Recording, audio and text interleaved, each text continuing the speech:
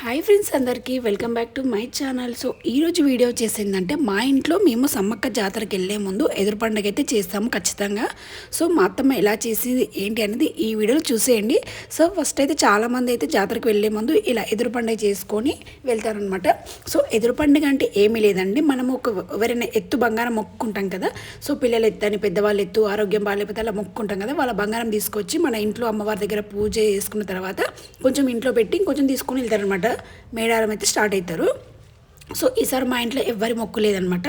అందుకే మా అమ్మ సమ్మక్కకు 2 కిలోలు, సారలమ్మకు 2 కిలోలు తీసుకొచ్చి ఇంకా ఇలా ఎదురు పండగ అయితే చేసింది. అమ్మవారికి బియ్యం కూడా పోస్తారు. ఆ తర్వాత మా అత్తమ్మ బియ్యం పోసుకున్న తర్వాత మేమైతే మేడారం అయితే స్టార్ట్ అయ్యాం. సో మేము మేడారం స్టార్ట్ అయ్యేసరికి అయితే మేము 9 కల్లా స్టార్ట్ అయ్యాము నైటు. సో అక్కడికి వెళ్ళేసరికి 3:30 అలా అయింది. మార్నింగ్ 3:30 అయిందనమాట.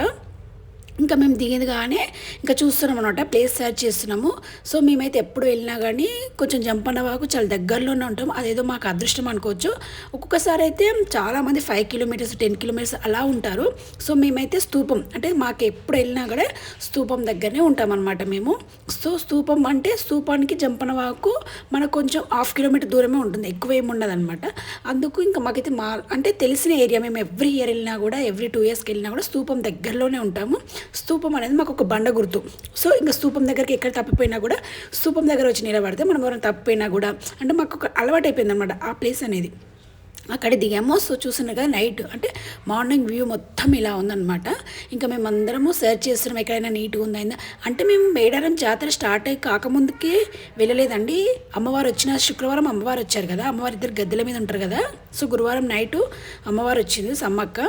సో శుక్రవారం అయితే అమ్మ సమ్మక్క సరళమ్మ ఉంటారు. శనివారం ఈవినింగ్ వరకు వన ప్రవేశంకి వెళ్ళిపోతారు అనమాట.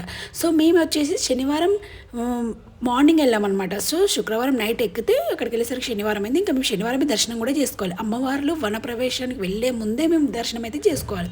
సో మేము వెళ్ళేసరికి శనివారం మార్నింగ్ 3 అయింది కాబట్టి ఇంకా సెర్చ్ చేస్తున్నాం ఎక్కడైనా ప్లేస్ బాగుందా ఏంది, మనం దిగిన దగ్గర వాష్రూమ్స్ ఉన్నాయా, అలాగే వాటర్ ఫెసిలిటీస్ ఉన్నాయా అవన్నీ చూసుకుంటున్నాం. సో చూస్తున్నారు కదా, ఇక్కడే అనమాట ఆ బ్లూ కలర్ కనిపిస్తున్నాయి మొత్తం వాష్రూమ్స్ అనమాట. సో వాష్రూమ్స్ దగ్గర వాటర్ బాగున్నాయా, అలాగే వాటర్ బాగున్నాయా అంటే వాటర్ ఎప్పటికీ వస్తున్నాయా లేవా మొత్తం చూసుకోవాలి. మనకి ఎంత దూరం ఉంది ఏంది అని అవన్నీ చూసుకున్నాము. ఆ తర్వాత ఇక్కడ నైట్ వ్యూ అంతా అనమాట. నైట్ వ్యూ ఇలా ఉందన్నమాట.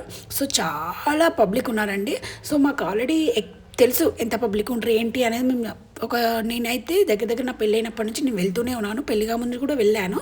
సో మాకు ఐడియా ఉంటుంది అనమాట ఎంతమంది వస్తారు ఏంటి అనేది. సో మాకైతే అలవాటే ఈ ప్లేస్ అయితే.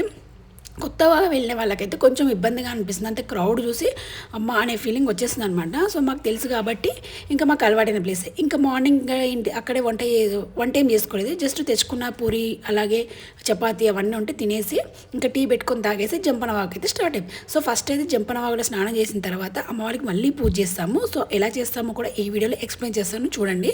సో ఇప్పుడు జంపన వాగులో చూసారుగా క్రౌడ్ ఎలా ఉందో. మేమున్న ప్లేస్లో అయితే కొంచెం తక్కువే ఉంది క్రౌడ్ అయితే, ఎందుకంటే మాకు అలవాటు. అంటే అంతమంది జనాలు మేము ఆల్రెడీ చూసి ఉంటాం కాబట్టి మాకు ఏమంత క్రౌడ్ అనిపించలేదు.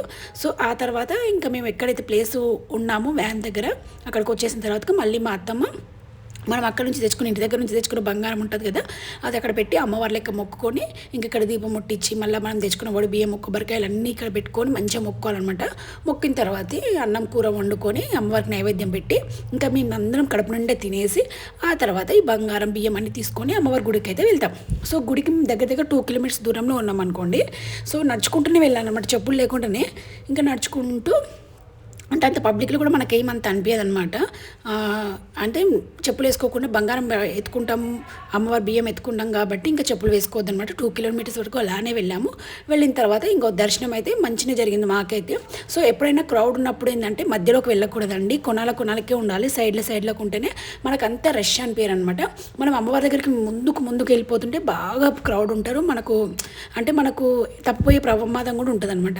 మేము ఎప్పుడైనా సరే కొంచెం ఖాళీ ఉన్న ప్లేస్లోనే ఎంచుకొని సైడ్ నుంచే వెళ్ళిపోతాం అనమాట.